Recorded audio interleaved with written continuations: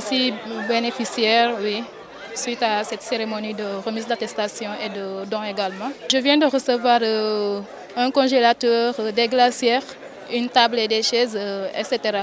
C'est tout le matériel dont j'ai besoin pour démarrer mon activité au fait. C'est sur la commercialisation de produits halieutiques, typiquement Casamance.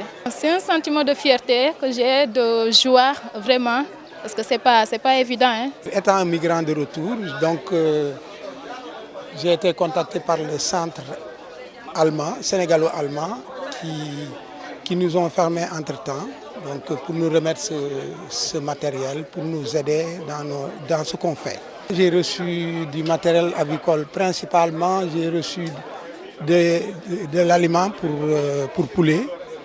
Je recevrai éventuellement aussi des poussins, 1000 poussins, les mangeoires et autres. Tout le matériel nécessaire, une couveuse et une déplimeuse.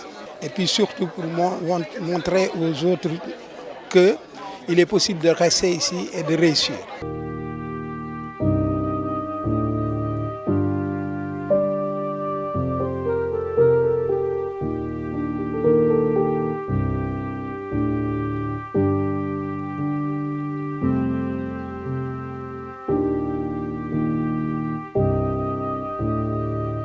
À travers le programme PMD, qui nous appuie de façon conséquente dans la prise en charge de la problématique de l'immigration, aussi bien de retour que de départ.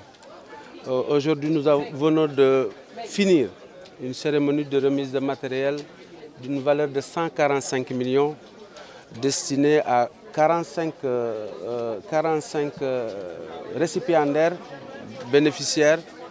Un matériel important qui va leur permettre de démarrer tout de suite leur activité. Cette première phase est une réussite parce que ce n'était pas facile de mettre tout ça en œuvre dans des délais très courts.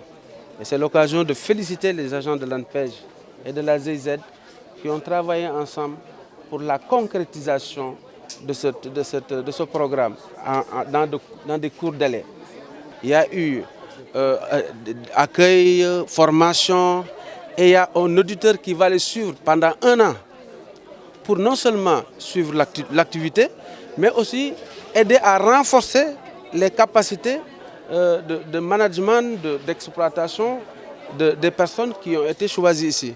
Donc, il faut s'assurer qu'1 an après, il y aura toujours un contact qui va sur chaque bénéficiaire, tous les jours, pour savoir ce qu'il fait et comment il le fait. Et je pense que sincèrement, c'est une très bonne démarche. Parce qu'en général, tous les financements qu'on fait dans ce pays, on donne l'argent et les gens disparaissent dans la nature. On ne sait plus qu'est-ce qu'ils deviennent.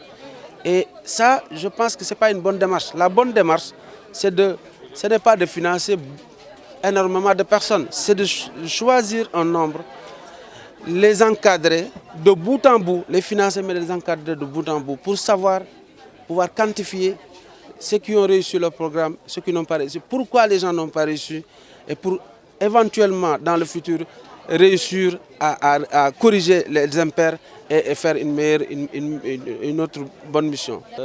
Nos partenaires, ils font ce qu'ils peuvent.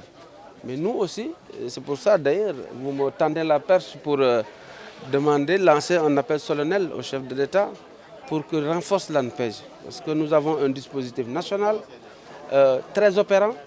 Nous devons être renforcés pour prendre encore davantage en charge cette problématique qui est une problématique majeure.